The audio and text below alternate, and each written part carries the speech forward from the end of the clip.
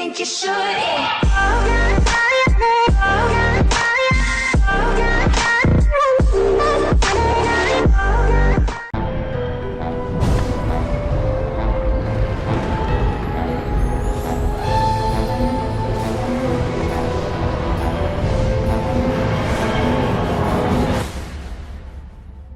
Welcome back to this week's episode of Whoscussion.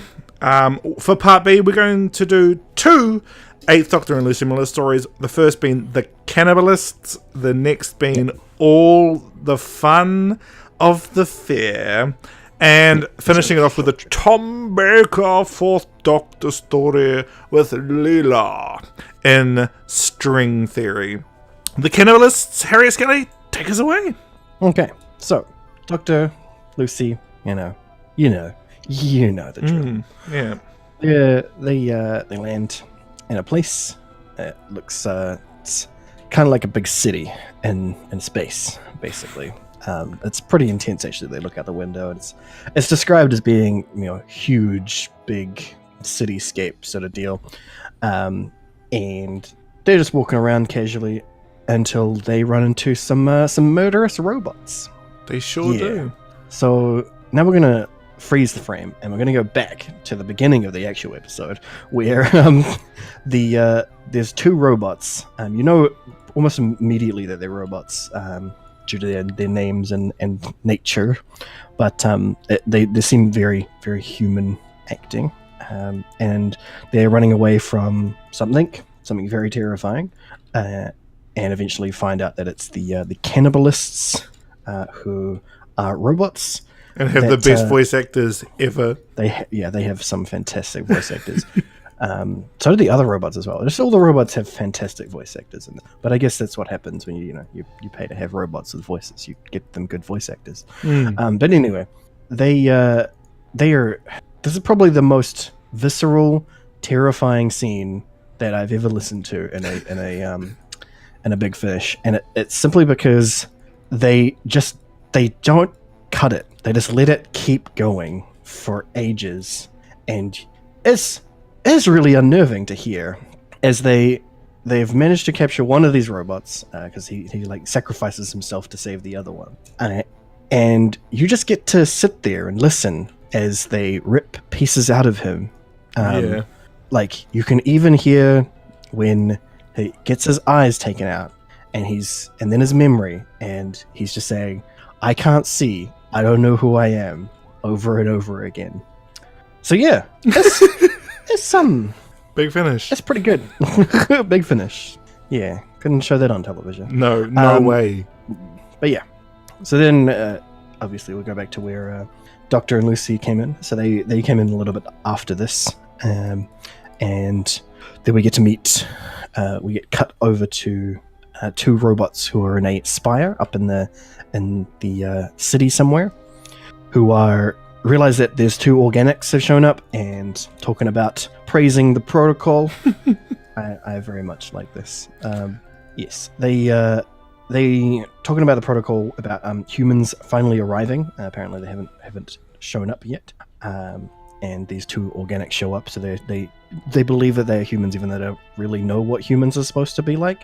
But anyway, be human. Yes.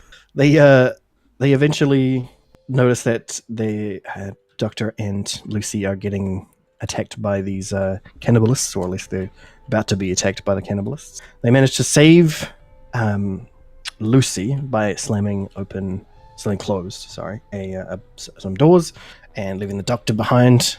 He's not too thrilled about the whole thing, but he tries to talk his way out with the robots, but they don't seem to think that he's human. They don't seem to think that he's.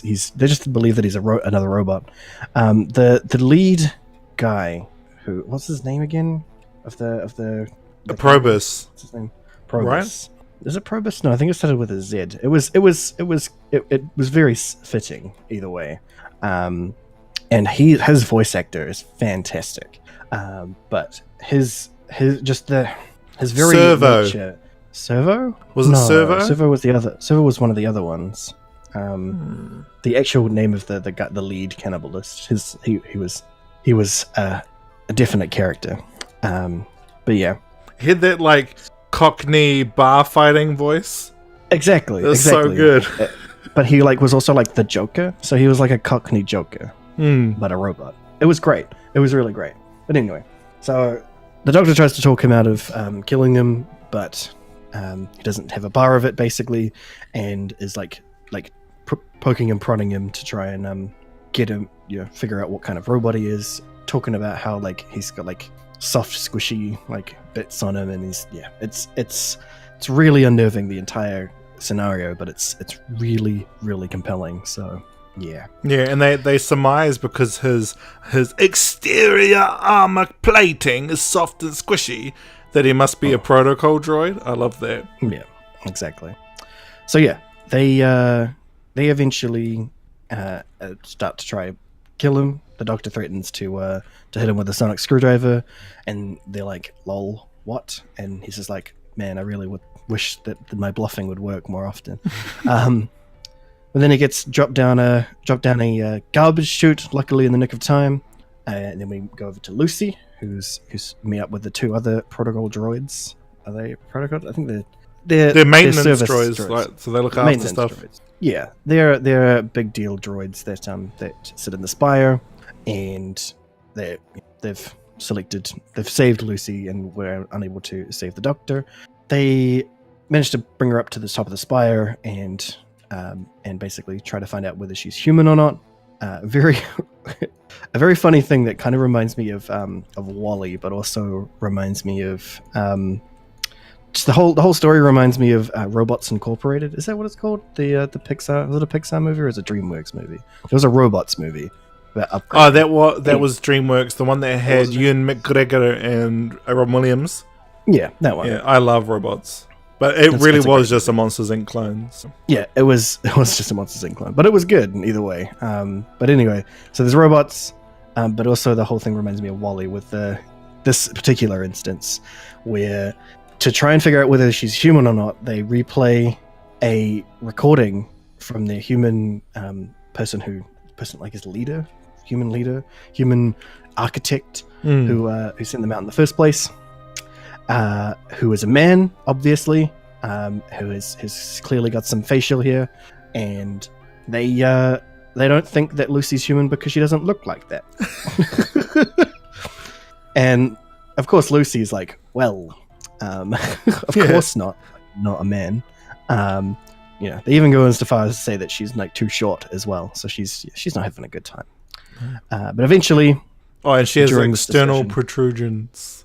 Yeah, the external protrusions, and the description of how they how they describe this as well is fantastic. Where they prod her and her external protrusions. Just you could just imagine the look on her face, just as two robots are doing this. It's like, wow, quality television. Anyway, they go on eventually to accepting that she is human, at least partially, and using.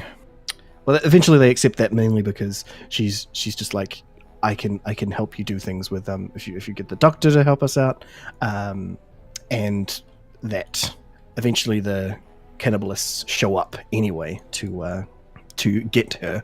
So they're like, okay, we'll just help you anyway, basically. So cannibalists start coming up, and it's all a bit of a hullabaloo.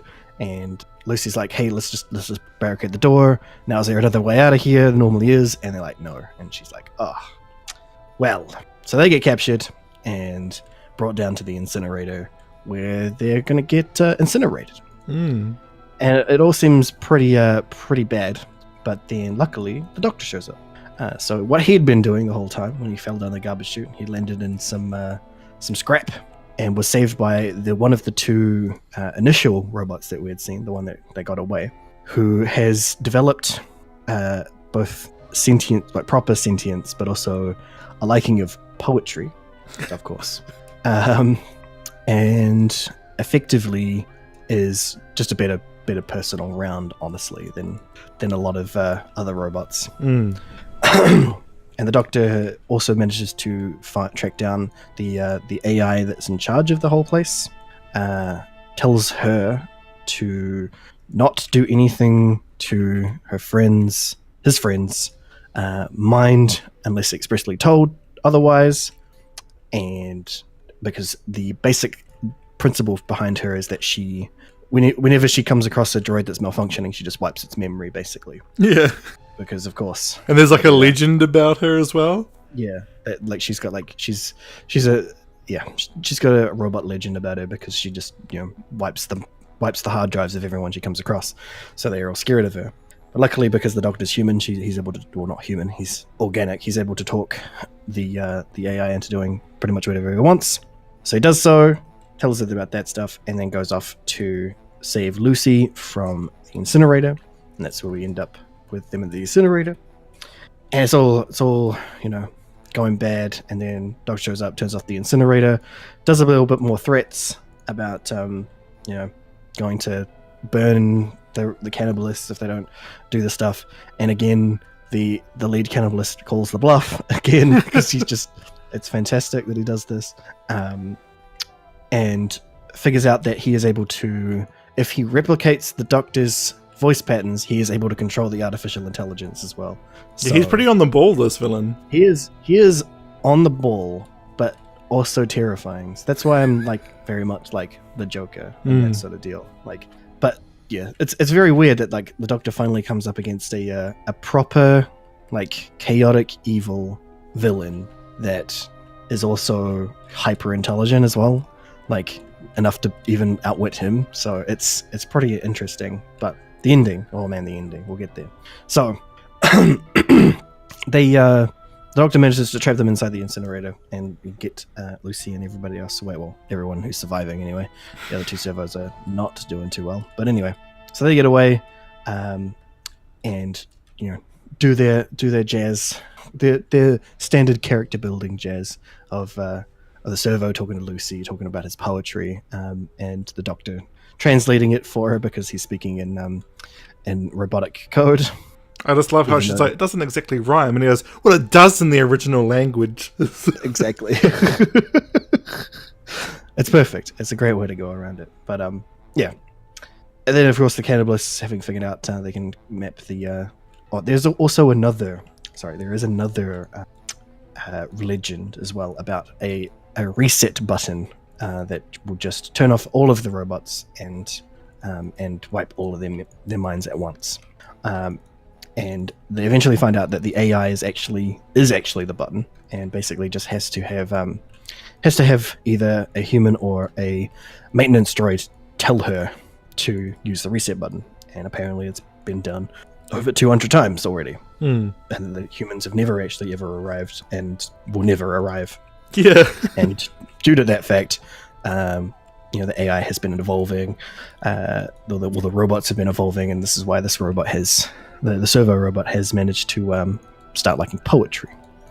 So the cannibalists catch up to them after escaping and basically overhear what they're talking about getting using the reset button.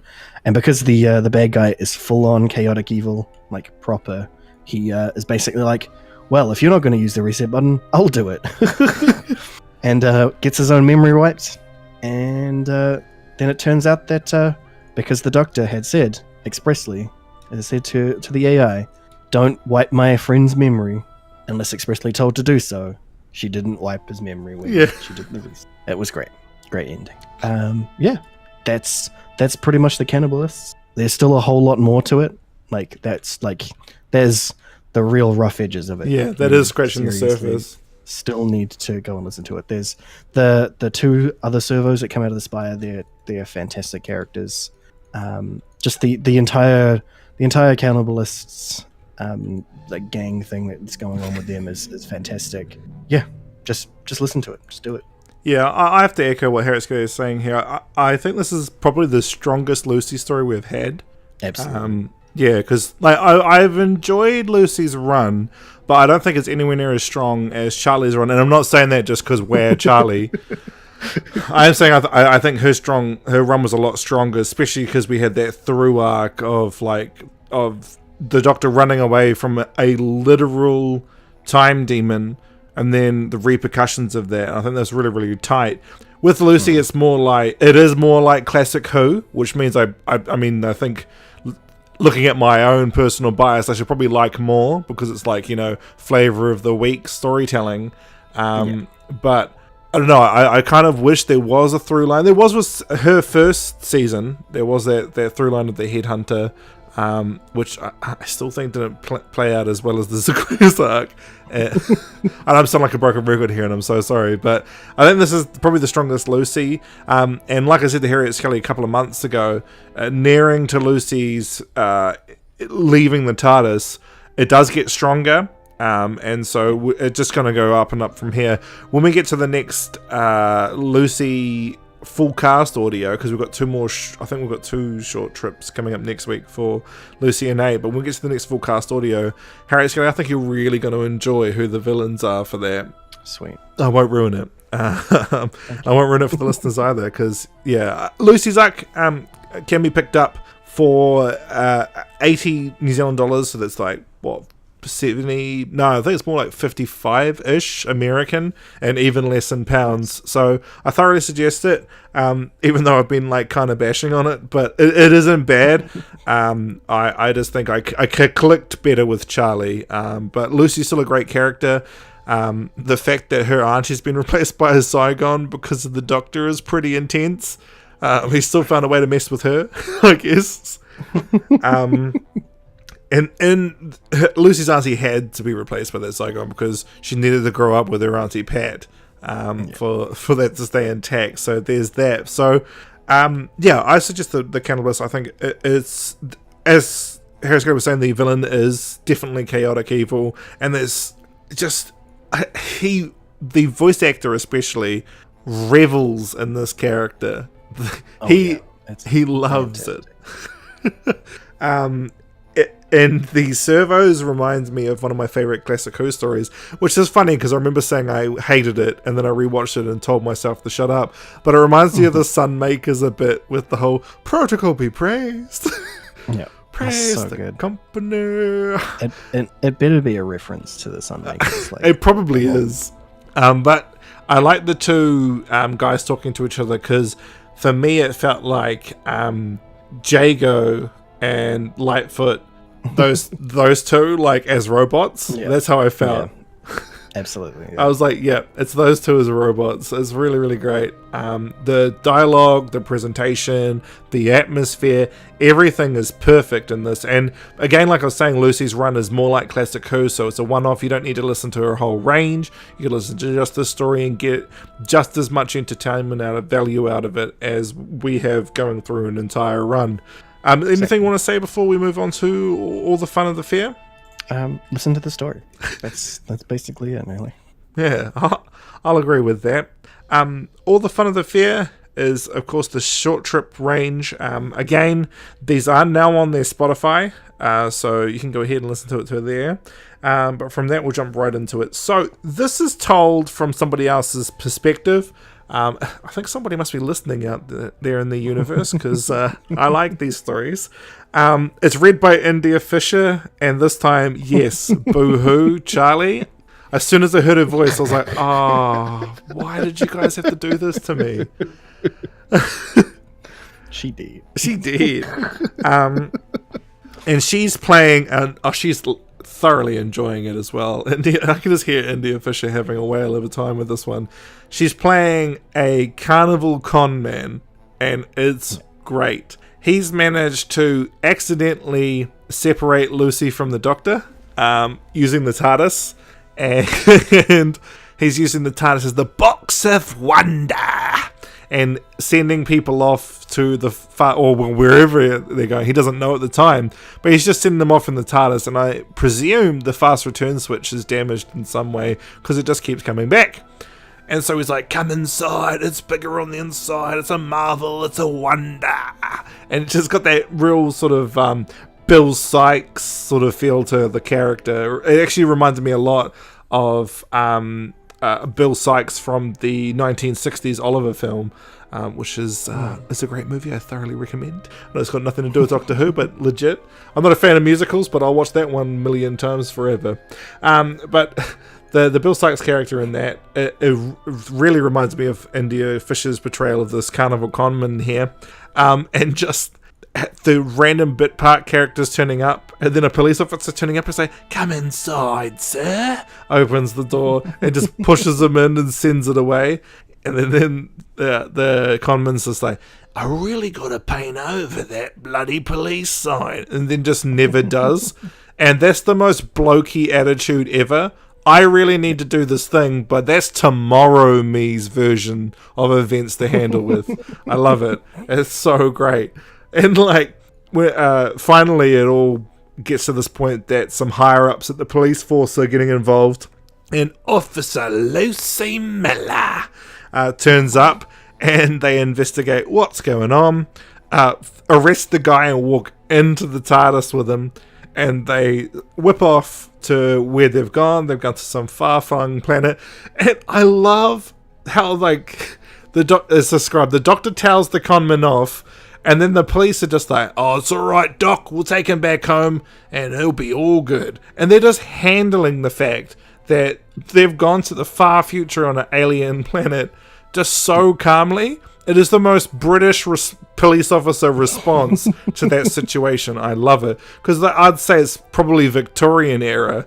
the old Bobby just like taking it on the chin. I love that. I could so see a police officer of the 19th century handling that situation that way. Just like, "Oh, just another day on the beat." So good. And so, yeah, the Doctor ends up with the TARDIS again. The conman cleans up his act. And finds another way to make money. And it's pretty cool. Yeah. I like it. It's very short. And becomes the godfather of one of Lucy's descendants. Ancestors. Ancestors, yeah. So that's pretty cool. Again, with the Doctor like, "Don't mess with time." So for this one instance, let's mess with it. And all so the time. all the time. But make sure it's not your dad called Pete. Don't do that. And so yeah, that wraps it up. It's actually a short trip this time, which has been a through line for most of our short trips recently. It's good. Again, it's one of their free stories, so you can go ahead and listen to it online. I thoroughly recommend it. Not chiefly because it was India Fisher. That's not the only reason I enjoyed it, but just the Victorian carnival conman. I've always liked that character archetype. I don't know why, because I'm against criminality, but I don't know why I love that type of character. I actually blame that musical, Oliver from the 60s. I loved Fagin in that especially. And it's weird, that actor of Fagin only died a couple of years ago. He must have been like 90s plus, like maybe even 100. So well done, good innings. And with that, guys, we're going to jump into... Oh, actually, All the Fun and the Fair, Harriet Skelly. Your thoughts? That was pretty short, but... Yeah, it was pretty short. I definitely enjoyed it. It's always nice to hear Charlie Pollard come back, but she did. Anyway, the point is that it is a good story. Yeah, definitely highly enjoyed it. The short trips are always so bite sized. You don't really have much to say other than they are good. It's because I think we did have one that we weren't too plussed about. I can't remember. I think it's generally it's not like a big problem. Generally, we just have like a little gripe about it, but it's that's just the nature of the beast. And it's not hard to write a good Doctor Who story, especially since you're given 26 years of an original series to work with. It's crazy to me. It's crazy to me. Crazy. So, with that, we jump into string theory, and I'm just going to preface this, and I know it's going to make my breakdown a bit biased, but I really enjoyed this. Tom Baker, Lila. Oh man, the voice actor for this, I actually had to look it up to find out that it was not Tom Baker, because it sounds like Tom Baker. Yeah, Stephen Critchlow is incredible. He's so amazing. And I love if Tom Baker was in the room with me. Yeah, it's so good. It's funny because he's just he's an actor and a professional performer, and he's not even an impressionist. So how he can do Tom Baker that well blows my mind. It's too good. It's so good. It's like taking Tom Baker's soul. Yeah, Tom Baker. I think he might have No, that was the other fellow. Never mind. That was John Croshaw. But String Theory it has such a good soundtrack. It's very rare that Big Finish concentrates so heavily on the BGM for the short trips. But this one was about music, and it was really good. I think this is the best soundtrack we've had for a while on Part B. I think the last time I really connected with the soundtrack was Horror of Glam Rock, was the last one. But String Theory is about the Fourth Doctor and Leela, and they've gone to a symphony night. They've heard this music. Leela is like, how are they making the magical noises with that wood? And he's like, ha ha, Tom Baker, Leela. And they go backstage. They find out one of the violins has been nicked. And the Doctor's like, alright, I need to figure out what's going on here, because there's some magical noises coming out of this violin. So he goes back to when it was created by accident, which I thought was quite interesting. He was trying to find the actual violin. Yeah, he was trying to find the actual violin, but it's taken him back to the creation of the violin. He meets Stradivari, who is... Well, okay, the thing with Stradivari is he made the best sounding violins, period. And no one's been able to replicate it at all ever since he died. So his violins in real life are extremely expensive to buy. And when people buy them, they don't even play them. That's crazy to me. Even though they are the best sounding violins, period. Yeah. So it's pretty incredible.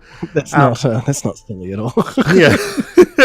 The Doctor finds out that Stradivari's been making it out of interdimensional wood, which was so great. And because Leela I love the idea of it. That like something that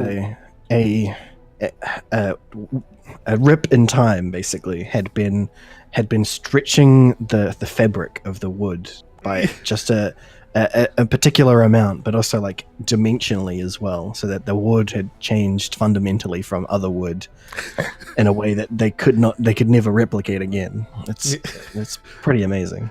Big Finish trying to explain why no one could ever replicate the quality of his violins. I love that. Not only was he good at making violins, he used space wood, and it was so good. And so the Doctor hangs out with Stradivari. Stradivari, I love the internal monologue for Stradivari as well.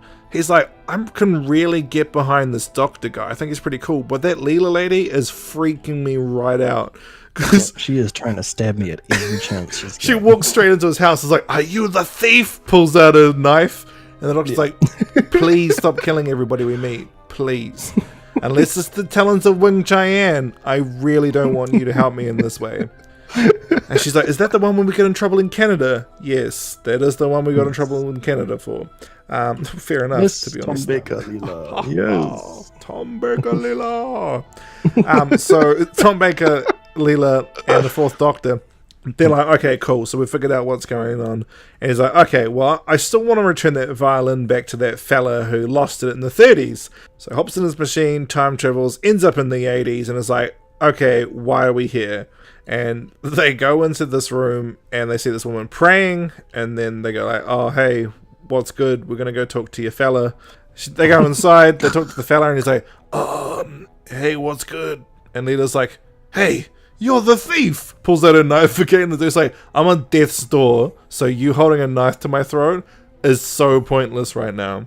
Yeah. And she's my like, reaction to that whole scenario was like, is she just gonna like pull that out at every man she meets for the next like 10 episodes? Because that's great. I just love that. She's like, quickly, my knife. And the Doctor's like, why have I not taken that off you yet?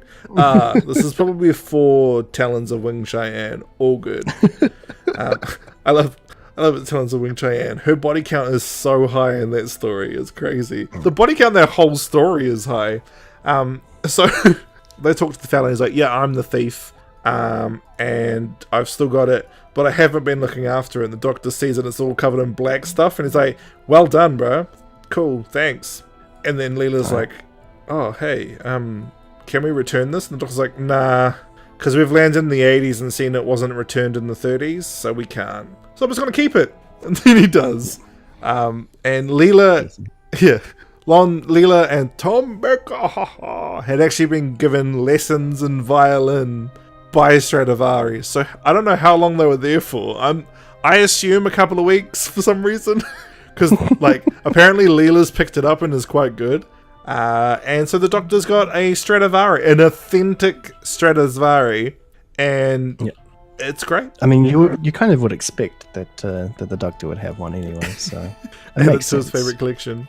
And I mean, that's like a thing, really. Is that like you would imagine that he has like a museum of just like artifacts that like no one else has. Oh, I like, so would. Yeah, he probably got the Ark of the Covenant there in the TARDIS at least. Like he's got to have a bunch of things that like people think that they've got the original of, but they actually don't. Like, you know, like the Mona Lisa as well. Like he's got one of those. Absolutely, legit copies of the Mona Lisa, the ones with the thing on the back. From what I remember. Yeah. Right? Oh, yeah, there was a guy who which was short making... trip was it? Where It wasn't a short trip, it was a classic adventure when he went back. No, I know. But what short trip was it where one of the companions saw the Mona Lisa, they turned it around and it said not fake on the back? Oh, I can't remember. I can't remember. That was so good. I remember listening to that. Just feel like, that's amazing. Beautiful, beautiful. I love City of Death, by the way. So having like an episode where he basically explains how he's gotten one of those artifacts, I think that's good. That's very good. You know, now you've got me thinking he's got the Ark of the Covenant. It was so funny if it was like one of the, like a Matt's Doctor, and he like Matt's like, oh, okay, cool. Well, I'll put it in this room where I won't die, and I get the TARDIS to use some device to open it, and he opens it and there's nothing inside. He's like, oh, that's a bit of a come down. Oh. Well, I've got it. No, like he opens it up and it's just like it's like a message, like a note from one of his past selves, being like, "You've already done this joke." It's like, or it's like a future him. I think being a past self would make sense. Yeah, because it is like he's forgotten that he's actually picked it up once before, like back when it was like a first made. Like, yeah, the first Doctor and Vicky are there. Just before they go pick up Stephen, they just went ahead a casual look at the Ark. Oh, so it's just some stones then. Leave a note. They probably won't come into play for a couple of thousand years in a time war. Bye. And Vicky's like, what on earth are you talking about? So I asked Russell T Davies the same thing, but then Moffat screwed it up. And he made me race it. Oh, whoa. Right? So, yeah. Yeah. Anyway, so String Theory is on the SoundCloud and the Spotify Big Finish. I think some of the early monthly ranges are coming to it. I'm unsure if that's true. I read it on a Facebook group, and it wasn't ours because I'm not too good on spreading stuff that hasn't been confirmed yet. But if that happens to be the case, what a great place to get it. Spotify? Yes. Because Big Finish will still get a cut out of that, so that's cool. Great way to support Big Finish. Anything you want to say on String Theory before we wrap it up for today? Great episode. Listen to it. I thoroughly agree. And Stephen Critchlow is such a wonderful Tom Baker. Oh yeah, he is Tom Baker. Like, you just want to hear Tom Baker's voice, just listen to this. It's funny because his normal speaking voice sounds nothing like Tom Baker, and then he just pulls it out. He puts it on so fantastically. Especially when he tells Leela off about the knife, just like the Doctor told, like actual Tom Baker told Leela off about the knife. Yeah. Actually, I really liked when Louise Jameson did Tom Baker. That was great. Oh yeah, that was good too. She does a great Tom Baker as well. Yeah, she doesn't get like, it doesn't sound exactly like her, but it gets she's got the right inflection like perfectly. Especially when she says Leela. Yeah. Leela. Oh man, I love you, Tom Baker. She remembers that well. Alright guys, well that's us for this week. Thank you so much for joining us for this ride. I know part A was a significantly bit longer than usual, but we had so much to get through there. And we'll catch you all next week.